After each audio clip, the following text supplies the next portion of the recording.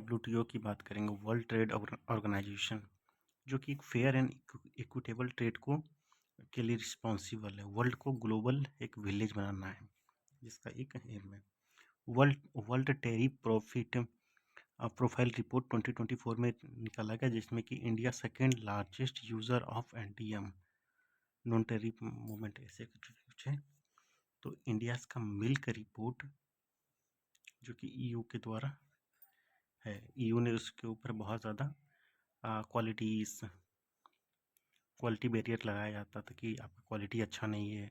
तो so many things जो कि ईयू के द्वारा लगाया गया है, जो कि एंटी डंप ड्यूटी, जैसे कि इंडिया इनिशिएटिव की है, इंडिया का इनिशिएटिव, इसे चाइना ने कैसे पूरा का पूरा डंप इंडिया में आकर कर देता है सारा प्रोडक्ट को, जिससे कि डोमेस्टिक इंडस्ट्री को काफ़ी ज़्यादा ही प्रॉब्लम होती है, क्योंकि वो काफ़ी ज़्यादा चाइना का प्रोडक्ट चीप हो जाता है और हमारा डोमेस्टिक इंडस्ट्री खतरे में जाता है। तो इसके लिए एंटी डंप ड्यूटी है, जो कि डब्ल्यूटीओ के अंदर ही आता है, जो कि इंडिया के द्वारा इनिशिएट किया गया है। तो वर्ल्ड ट्रेड स्टैटिक की रिपोर्ट, जो कि 2023 में निकाला गया, जिसमें कि मैंने पहले इसके अगले वाले में मैं दिखाया थोड़ा देर पहले कि एग्रीकल्चर एक्सपोर्ट में देखा गया कि टॉप 5 एक्सपोर्टर में ईयू सबसे टॉप पे आता है, फिर यूएस आता है, फिर ब्राज़ील आता है, फिर चाइना, फिर कनाडा आता है। तो इंडिया का मैंने पहले बताया था कि 8 पोजीशन पे लगभग $51 बिलियन का एक्सपोर्ट करते हैं हम सब। तो हम नेक्स्ट देखते हैं एड फॉर ट्रेड इनिशिएटिव, जो कि transition for the clean energy, जो कि क्लीन एनर्जी के लिए रिस्पॉन्सिबल है। बस आपको जितना सा मैंने लिखा है उतना सा ही आपको ध्यान में रखना है, इतने सा में ही आएगा, उससे ज़्यादा आपको पढ़ने की ज़रूरत नहीं है, क्योंकि फोमो में पढ़ के रहना कि और थोड़ा सा पढ़ लेंगे तो शायद उसमें आ जाएगा, क्योंकि पीटी 365 में विज़न में बहुत सारा ऐसा बल्कि बना के रख दिया है। तो आप शायद पढ़िएगा तो महीने लग जाएंगे उसको पढ़ने में, तो आपको उतना नहीं देखना है। हमें इम्पोर्टेंट टर्म को, जैसे कि मैंने प्रीवियस ईयर क्वेश्चन पेपर को देख के ही मैंने इसको नोट्स बनाया है, तो आप उतना मेहनत ना करें, आप इसी को देख के ही कर लें तो बेहतर होगा। जैसे कि वर्ल्ड बैंक का क्या है, वर्ल्ड इकोनॉमी में रेजिलियंस लाना होता है, लाइफ फॉर बिजनेस, एक रिपोर्ट भी निकलता है बिजनेस को कैसे बिजनेस के लिए सस्टेनेबल प्रोवाइड कर सके। जैसे recently world bank group guarantee platform बनाया गया, तो ये भी याद रखना है, world bank group guarantee platform, जो कि किसके द्वारा, वर्ल्ड बैंक के द्वारा है, इन्वेस्टर को सिक्योरिटी प्रोवाइड करता है कि आपका पैसा जो आपने लगाया है वो आपके पैसे डूबेंगे नहीं, सारे के सारे पैसे हैं, उसको सिक्योरिटी प्रोवाइड करता है, ताकि बिजनेसमैन कहीं पर भी जाके अपना बिजनेस ओपन कर सकते हैं। तो अगर हम बात करें इंडिया भी मेंबर है इसके, तो ये भी ध्यान में रखना है आपको। आईएमएफ की बात करें, इंटरनेशनल मॉनेटरी फंड, जो कि बैलेंस ऑफ पेमेंट का जब क्राइसिस आता है तो ये उसी में काम में आता है, कि उसकी लोन देना इसका काम होता है। तो इसको extended fund facility E F F इसको बोला जाता है। ऑल मेंबर एलिजिबल होता है इसके लिए, कोई दिक्कत नहीं, इंडिया ऑल्सो मेंबर है। तो ग्लोबल माइक्रो इकोनॉमी है, द फाइनेंशियल स्टेबिलिटी के रूप में काम करता है। तो नेक्स्ट हम आते हैं एग्रीकल्चर टॉपिक पे। एग्रीकल्चर टॉपिक में हमें कुछ टर्म को ध्यान देना है, जैसे कि डी मिनिमिस लिमिट। डी मिनिमिस लिमिट क्या होता है, डब्ल्यूटीओ के द्वारा दिया गया, जिसमें कि सब्सिडी जो हम जितना ज़्यादा देते हैं, तो आज भी ग्लोबल में जब होता है तो वहाँ पे इंडिया का क्रिटिसाइज़ किया जाता है कि आप सब्सिडी किसानों को बहुत ज़्यादा देते हैं, जो कि और सब देशों में इतनी ज़्यादा नहीं देने के कारण वहाँ का प्रोडक्ट काफ़ी चीप हो जाता है, एग्रीकल्चर प्रोडक्ट। तो वहाँ पे है कुछ लिमिट लगाया गया था, जैसे डेवलपिंग कंट्री आप अप टू 10% तक ही आप दे सकते हैं, और डेवलप्ड कंट्री 5% तक ही दे सकते हैं। तो हम डेवलपिंग में आप आ ही जाते हैं तो 10% तक दे सकते हैं। तो कैलकुलेटेड रेफरेंस प्राइस, इसको भी ध्यान में रखना है कि 1986 से 1988 एक रेफरेंस पॉइंट माना गया है, तो उसके आधार पर प्राइस कैलकुलेट होता है। डोमेस्टिक सपोर्ट इन एग्रीकल्चर, जिसमें कि बहुत सारे बॉक्सेस हैं, amber box, blue box, green box, ये सब अब ध्यान में रखना है। ज़्यादा और फॉर्मूले में पढ़ना नहीं है, जितना सा है उतना सा ही ध्यान रखना है। पीस क्लॉज क्या है, पीस क्लॉज मैंने पहले देखे डब्ल्यूटीओ के अंदर है, पीस क्लॉज डब्ल्यूटीओ के अंदर, इतना याद रखना है। और 9th मिनिस्ट्रियल कॉन्फ्रेंस है, अब इतना सा रख सकते हैं तो रखिए, नहीं तो कोई दिक्कत नहीं है। ये एक शॉर्ट टर्म है, इंटरिम सॉल्यूशन है for the public stock holding for the food security. तो सिंपल से फूड सिक्योरिटी को लेके है, इंटरिम शॉर्ट टर्म है, इंटरिम सॉल्यूशन है, बस इतना सा लेके खत्म हो गया। अब फिर जेनेवा पैकेज की बात करें। जेनेवा पैकेज में WTO agreement on the fishery subsidies, हमको बस इतना सा रखना है, fishery subsidies Geneva, Geneva package इतना ही है।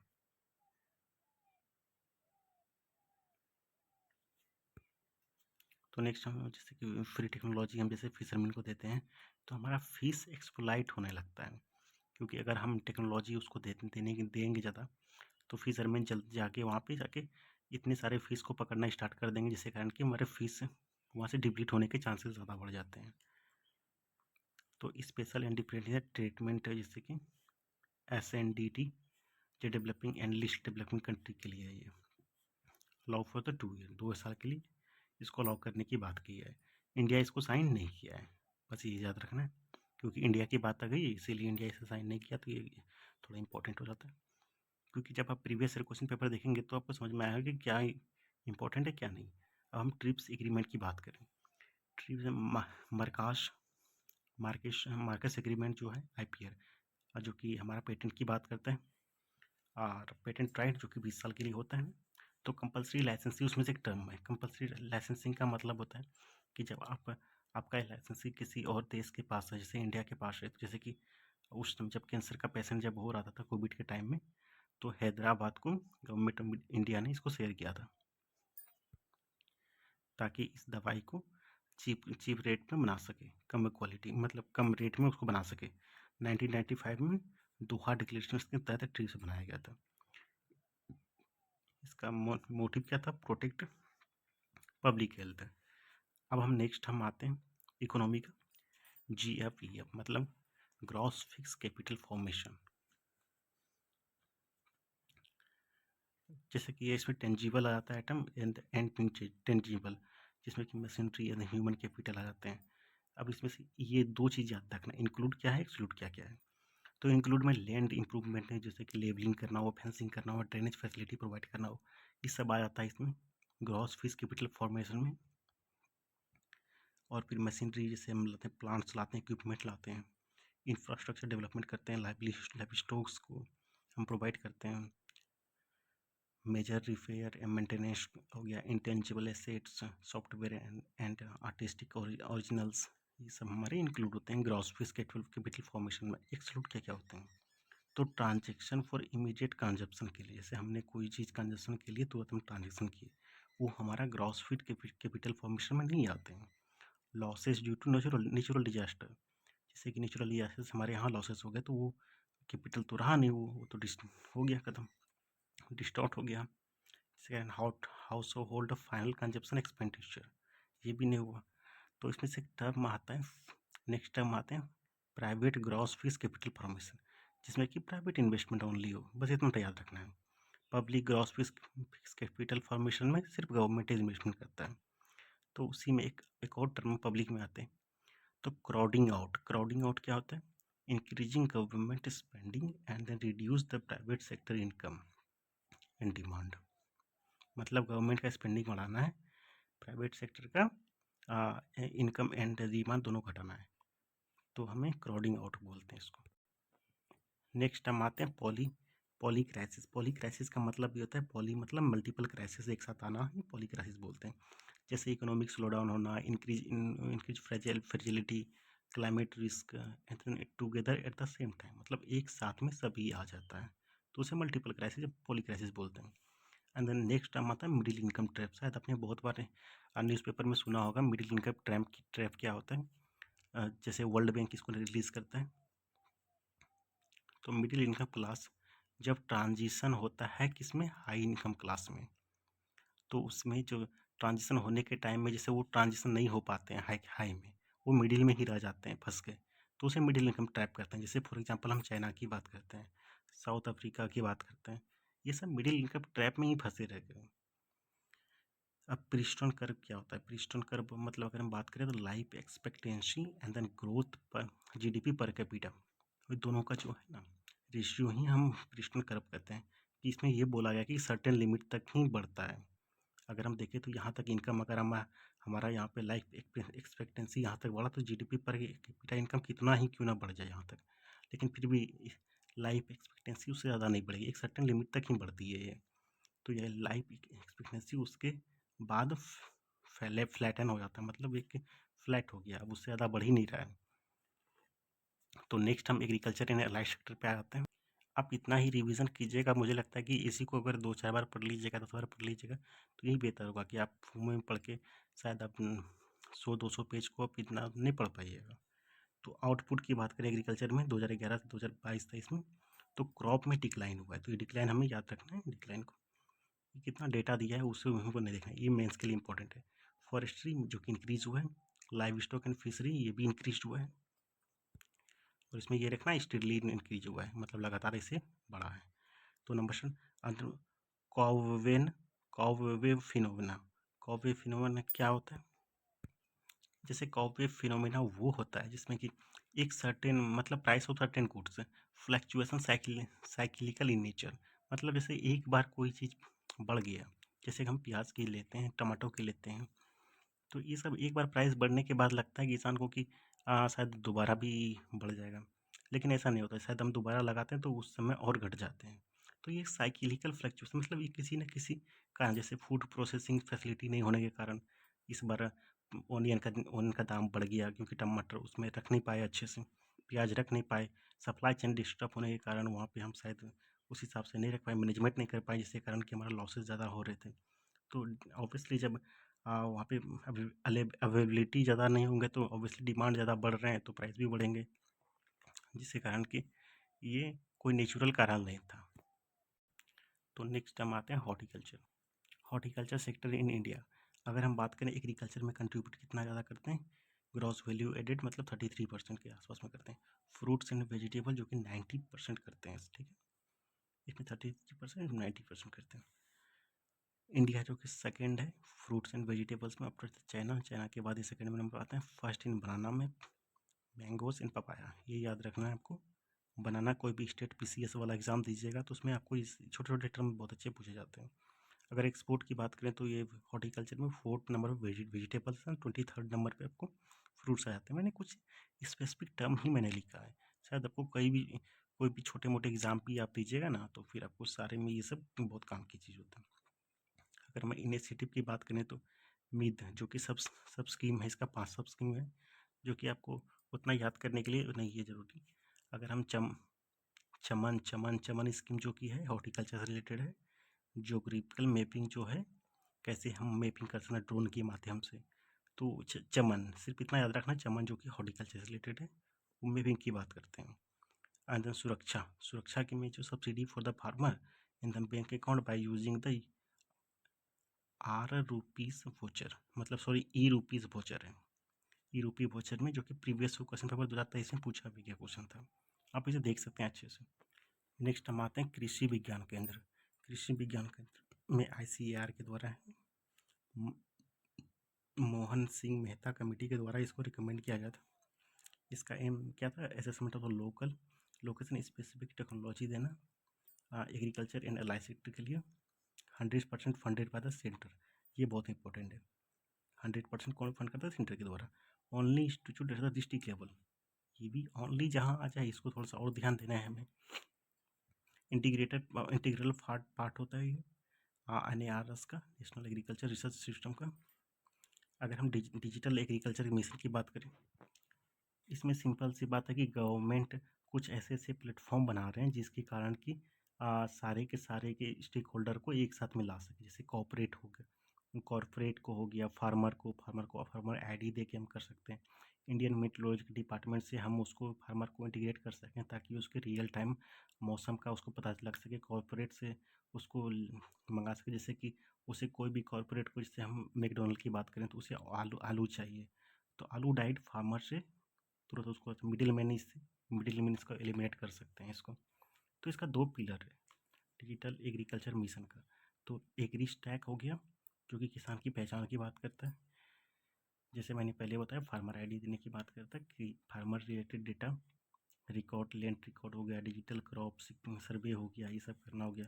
कृषि decision support system RDCC DSS हो गया, real time information about the crop condition, and then weather pattern की बात करता है, वाटर रिसोर्सेज की बात करता है, and then other also. Then livestock sector में हम आ जाते हैं। अब अगर हम इंडिया की बात करें तो इंडिया में सबसे लार्जेस्ट पॉपुलेशन है लाइव स्टॉक्स का। मीट की बात करें तो बफेलो में सबसे टॉप नंबर पे आता है, इंडिया प्रोड्यूसर है बफेलो मीट का। गोट मीट में अगर बात करें तो सेकंड नंबर पे आता है। And then fisheries and milk की बात करें तो फर्स्ट नंबर पे इनलैंड फिशर होता है, inland fisher and milk production भी सबसे ज़्यादा है, लेकिन इंडिया कंजप्शन में भी सबसे टॉप पे ही है। प्रोड्यूसर ज़्यादा है तो कंजप्शन भी ज़्यादा है करता है ये, जिसके कारण वो एक्सपोर्ट नहीं कर पाते हैं। अगर हम इकोनॉमी की बात करें तो 30.19% एग्रीकल्चर जीडीपी, मतलब एग्रीकल्चर जितना भी उसमें एग्रीकल्चर इकोनॉमी जितना कंट्रीब्यूट करते हैं उसका 30% है ये लाइव स्टॉक, जो कि बहुत ज़्यादा है। अगर मैं एम्प्लॉयमेंट की बात करूँ तो 70% रूरल हाउस होल्ड इसी में रहते हैं, 70%। ये आपको डेटा थोड़ा सा ऐसे नॉर्मली देखना है। अगर मैं इनिशिएटिव की बात करें तो यूनिफाइड जीनोमिक चिप, जिसमें कि गौ चिप मतलब गाय के लिए, मतलब केटल के लिए हो गया, महिष चिप, महिष चिप जब बफेलो के लिए हो गया, एंड देन डिलॉप्ट जो कि डेवलप्ड बाय द किसके द्वारा किया गया था, department of agriculture and housing and dairy के द्वारा है, sorry department of agriculture sorry animal husbandry and dairy. Next आते हैं इंडिजीनियस सेक्स सॉर्टेड टेक, मतलब अगर हम बातें सेक्स सॉर्टेड सीमन की बात कर रहे हैं, जिसमें कि हम प्रोड्यूसिंग ओनली, इसको याद रखना है थोड़ा सा, फीमेल का अल्बम, मतलब आजकल मेल वाले को तो रखना नहीं चाहते हैं गाय माने, इसीलिए वह सॉर्टेड अगर हम लैब में ही सॉर्ट कर दिए जाते हैं, जिसके कारण कि किसानों को भी फ़ायदा होगा, जिससे लाइव स्टॉक सेक्टर में भी बहुत ज़्यादा बेनिफिट, जिससे कि हमारा मिल्क प्रोडक्शन भी बढ़ जाएंगे, क्योंकि आजकल ऑक्स या फिर बैल सबको रखना तो कोई पसंद नहीं करता है, तो इसीलिए हम वहाँ पे फीमेल को वहीं से ही छाट देंगे। अगर हम बात करें पेंडेमिक फंड प्रोजेक्ट एक बनाया गया था जो कि कोविड के टाइम में ministry of fisheries and animal husbandry and dairy को के द्वारा बनाया गया था, जिससे funding ADO Asian development bank के द्वारा दिया जाता है, फंडिंग वर्ल्ड बैंक के द्वारा दिया जाता है, और फूड एंड एग्रीकल्चर ऑर्गेनाइजेशन के द्वारा दिया गया था। तो ये लो एंड मीडियम इनकम कंट्री के द्वारा है, कंट्री को ही दिया जाता है, सॉरी। अगर हम बात करें वाइट रिवॉल्यूशन 2.0, जो कि फर्स्ट ग्लोबली मिल्क प्रोडक्शन है और पूरे वर्ल्ड में सबसे ज़्यादा प्रोडक्शन करते हैं। 20% ऑफ द वर्ल्ड का आउटपुट, मतलब 25% देता है ये। 4.5% से 5% इन जीडीपी में करता है कंट्रीब्यूट ये। वुमेन का पार्टिसिपेशन मोर देन 70% है, मतलब ये काफ़ी ज़्यादा है कि 70% से ज़्यादा लोगों को ये रोज़गार दे रहा है, वो स्पेशली वुमेन के लिए। अगर हम बात करें national diary and development board के, बाय द डॉक्टर वेरगीसी कुरियन के जो है ना, इसके द्वारा ये इस्टेब्लिश किया गया था। ऑपरेशन फ्लड प्रोग्राम, जो कि 1970 से 1996 तक चला, जिसको father of the white revolution भी बोला जाता है। तो कौन है father of the white revolution? Doctor Verghese Kurien. And then 26 November में नेशनल मिल्क डे मनाया जाता है, जो कि इसके बर्थ एनिवर्सरी को भी कमेमोरेट करते हैं। इनिशिएटिव हो गया बहुत सारे, जैसे राष्ट्रीय गोकुल मिशन हो गया, किसान क्रेडिट कार्ड, जैसे शॉर्ट टर्म लोन, जैसे कि बड़ा क्वेश्चन आया था कि किसान क्रेडिट कार्ड क्या है, शॉर्ट टर्म लोन या फिर लॉन्ग टर्म लोन, जो कि शॉर्ट टर्म लोन है। ठीक है, इसको भी ध्यान में रखना है थोड़ा सा, क्योंकि प्रीवियस ईयर क्वेश्चन पूछा गया है तो ये और भी थोड़ा इंपॉर्टेंट हो जाते हैं। एग्रीकल्चर इंफ्रास्ट्रक्चर फंड, जो कि 1 लाख करोड़ अबाउट 3% इंटरेस्ट पे दिया जाएगा। मीडियम एंड लॉन्ग टर्म डेप्ट हो गया, और प्रोसेसिंग प्रोजेक्ट मतलब प्राइमरी एंड सेकेंडरी के लिए पीएम कुसुम कंपोनेंट, जो कि सोलर पंप की लगाने की बात कर रहा है, किसानों को देने की है, तो ये भी हो गया। एग्रीटेक में हो गया आपका shaping agriculture in emerging economics by the WEF, world economic forum, and then AI। इसकी बात करते हैं AI for the agriculture innovation. अगर इस प्रीवियस क्वेश्चन पेपर में है, जैसे कि आप कभी भी अगर ऐसा आ जाए तो जैसे कि एग्रीकल्चर का AI का यूज़ कहाँ कहाँ अप्लीकेबल है, क्वेश्चन तो बहुत बार पूछा गया, remote sensing and the imaginary में, GPS में, वेदर फोरकास्टिंग में हो गया, इन क्लाइमेट मॉनिटरिंग में, इंटरनेट ऑफ थिंग इनेबल हो गया, वेयर हाउसिंग, एकदम स्मार्ट लॉजिस्टिक में भी एआई का यूज़ कर सकते हैं। तो एआई का यूज हम सभी जगह कर सकते हैं। तो इसीलिए जब भी आए तो ऑल हम क्लिक कर सकते हैं, ऑल हम देखें, हमारा क्वेश्चन सही हो सकता है। अगर हम बात करें एमएसपी की, एमएसपी जो कि 2 से 3 पर ये प्रीवियस क्वेश्चन पेपर में आ चुका है, तो इसे थोड़ा और भी अच्छे से देखना है।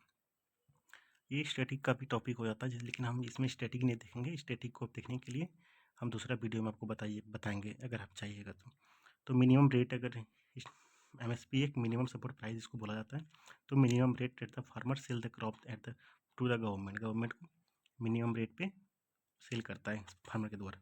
ये कवर करता है 22 क्रॉप्स को, जिसमें से 6 रबी क्रॉप हो जाता है, 14 खरीफ क्रॉप हो सकता है, 2 कमर्शियल क्रॉप हो गया। तो आपका टोटल 22 हो गया। रबी में हो गया आपका वीट हो गया, बार्ली हो गया, ग्राम्स हो गया, मसूर्स हो गया, रेपसीड्स हो गया, या मस्टर्ड हो गया, या फिर सैफ्लॉवर्स हो गया। अगर हम खरीफ की बात करें तो पैडी हो गया, ज्वार हो गया, बाजरा हो गया, मेज हो गया, रागी हो गया, अरहर हो गया, मूंग हो गया, उड़द हो गया, ग्राउंड नट हो गया, सोयाबीन हो गया, सनफ्लावर हो गया, सेसम हो गया, एंड देन नाइगर हो गया, नाइगर सीड एंड कॉटन हो गया। कॉमर्शियल में बात करें तो jute and copra and other also लिया जाता है, जैसे toria and the husk coconut, coconut के द्वारा जो है ना कोरिया एंड डी हस्क बनाया जाता है, तो उसको भी लिया जाता है एमएसपी पे। इसको भी ध्यान रखना, दो ये जो है। जैसे विजन में तो और भी ज़्यादा डिटेल में दिया गया था, इसकी कॉस्ट को कैसे कैलकुलेट किया जाता है, इसको भी थोड़ा ध्यान में रखिए, कॉस्ट को कैसे कैलकुलेट किया जाता है। तो कॉस्ट ए टू में हमारा था ऑल काइंड ऑफ एक्सपेंसेस हो गया। फॉर एग्जांपल सीड को लेके खाद कितना हुआ खर्चा, हमारा दवाई कितना हुआ, हमारा हायर्ड जो लेबर है उसको कितना खर्चा पड़ा, फ्यूल इरिगेशन पे कितना खर्चा हुआ, इस सब जो है ना ये ए टू में आता है। A two plus F L. अगर इसकी बात करें तो all kind of expenses plus unpaid family labour, मतलब घर में जितने सारे लोग हैं, घर के फैमिली लोग जो उसमें इन्वॉल्व हैं, उसका भी अगर जोड़ लें इनकम को तो ए टू प्लस एफ एल हो गया। तो यहाँ पे C3 की अगर बात करें नंबर थर्ड हो गया, ए टू प्लस एफ एल हो गया, मतलब ए टू ये हो गया और एफ एल ये दोनों को जोड़ दिए, और प्लस C3 में ओन लैंड का रेंट, फिक्स्ड कैपिटल एसेट, जैसे आपको ट्रैक्टर है तो उसका इंटरेस्ट लग रहा है, तो इसमें से अगर देखें तो ए टू जो है सबसे कम इस पर आपको एमएसपी मिल रहा है, और C3 पे हमारा सबसे मैक्सिमम मिल रहा है, जो कि MS स्वामीनाथन बोलते हैं C3 पे देने के लिए ये, और फार्मर प्रोटेस्ट इसी को लेके चल रहा है। तो अभी थोड़ा ध्यान में रखना है। अगर हम बात करें इंडिया का एग्रीकल्चर एक्सपोर्ट पॉलिसी की बात करें तो इसमें डिक्लाइन हुआ है, ये थोड़ा सा जिसको हम हाईलाइट कर रहे हैं उसको आप भी कर दीजिएगा। डिक्लाइन हुआ है 8% का 23-24 में। डेटा अगर हम बात करें राइस से कॉन्स्टिट्यूट करता है 21% और टोटल एक्सपोर्ट, एंड चावल हमारा 21% करता है, एंड मेराइन प्रोडक्ट जो कि 15% के आसपास में, स्पाइसी 9% के आसपास में, वेजिटेबल ऑयल की बात करें तो 45% ऑफ टोटल इम्पोर्ट हो गया आपका, पल्सेस हो गया 11%, फ्रूट्स एंड वेजिटेबल 8%। तो आपको ये दो चीज़ सबसे ज़्यादा इंपॉर्टेंट है। तो WTO ट्रेड स्टेटिक्स रिव्यू 2023 के अकॉर्डिंग इंडिया इंडिया का शेयर एग्रीकल्चर में कितना है, एक्सपोर्ट में 2.4% है टोटल एंड वर्ल्ड में, एंड देन इम्पोर्ट 1.9% करता है। तो 9th रैंक पे आते हैं ये ग्लोबल एग्रीकल्चर एक्सपोर्ट में। ठीक है, तो आपको थोड़ा सा ये भी देखना है, अपेडा जो है agriculture and process food product export development authority act 1985 में जो है मिनिस्ट्री ऑफ कॉमर्स के अंदर आता है, थोड़ा इसको ध्यान में रखना है। ऑर्गेनिक प्रोडक्ट जो कि सर्टिफाइड होता है अंदर national programme for the organic production, तो इसको भी थोड़ा ध्यान में रखना है। सर्टिफाइड है ऐसे होता है, तभी उसको या ही एक्सपोर्ट करते हैं। अगर हम ग्रेन स्टोरेज की बात करें, ग्रेन स्टोरेज की बात, वर्ल्ड का largest grain storage plant in the cooperative sector में जो है इंडिया में है। ठीक है, PM किसान संपदा योजना एंड देन ग्रामीण बंधन योजना है जो कि FCI के अंडर आता है, इसको थोड़ा ध्यान में रखना है। अन्न दर्पण system about the online monitoring होता है, जैसे सप्लाई चेन को लेके स्टोरेज से लेके डिस्ट्रीब्यूशन सारा ऑनलाइन होता है। तो corporate food corporation of India जो ministry of commerce consumer affairs के अंदर आता है, थोड़ा इसको देख लेना है आपको। इसको आप प्रोक्योरमेंट थ्रू द ऑक्शन के द्वारा प्रोक्योर किया जाता है। ठीक है, इसको थोड़ा ध्यान रखें, ऑक्शन के द्वारा, जैसे but state government without auction आप ये प्रोक्योर कर सकता है, तो इसको भी थोड़ा ध्यान में रखना है। 2-3 चीज़ जैसे मैंने बोला इतना इसको भी ध्यान में रखना है। अगर हम एडिबल ऑयल की बात करें तो इंडिया 4th नंबर पे आता है, यूएस, चाइना एंड ब्राज़ील के बाद। प्रोडक्शन में अगर largest importer of the vegetable oil follow by the palm oil, follow China में सबसे ज़्यादा करते हैं, यूएसए के उसके बाद आता है, जैसे यहाँ पे था। अगर हम सबसे ज़्यादा पाम ऑयल को करते हैं 59% है, सोयाबीन 23% है एंड सनफ्लावर 16% है। तो आपको ये भी थोड़ा ध्यान में रखना है, सबसे अधिक हम पाम ऑयल करते हैं, इसके बाद सोयाबीन ऑयल हो गया आपका, सनफ्लावर हो गया। अगर हम प्रोडक्शन की बात करें तो 15 से 20% ऑयल सीड को करते हैं हम, 6 से 7% आपका वेजिटेबल्स ऑयल्स हो गया। अगर हम टोटल टारगेट की बात करें तो 30 से 31 तक हमने इंक्रीज करने की बात की 69.7 मिलियन टन फ्रॉम द 39 से, तो मतलब ऑलमोस्ट डबल करने की बात की है। डोमेस्टिक प्रोडक्शन जो कि आपको 25 से इतना है, 25 मिलियन टन के बराबर है। अगर हम मिलेट की बात करें तो मिलेट अबाउट 80% ऑफ एशिया का टोटल आता है मिलेट एंड 20% ग्लोबल प्रोडक्शन होते हैं। अगर हम बात करें मिलेट का तो श्री अन्न इसको बनाया गया था, G20 में इसका नाम दिया गया था श्री अन्न, जो कि एक खरीफ क्रॉप है, largest production follow by the niger and China. Exporter की बात करें तो 5th नंबर पर आता है। अगर स्टेट की बात करें तो Rajasthan, Karnataka, Maharashtra, UP and Haryana state है। ज्वार, बाजरा एंड रागी, इस तरह का आप स्टेटिक में भी, स्टेटिक जब ज्योग्राफी पढ़िएगा तो उसमें आपको अच्छे से ये सब क्लियर मिलेगा। अगर इसमें मिलेट में क्या क्या मिनरल्स पाए जाते हैं, ये सबसे इंपॉर्टेंट है क्योंकि सबसे ज़्यादा पूछे जाते हैं ये, कि आयरन हो गया आपका, जिंक हो गया, कैल्शियम हो गया, और लो गैलेस्टिक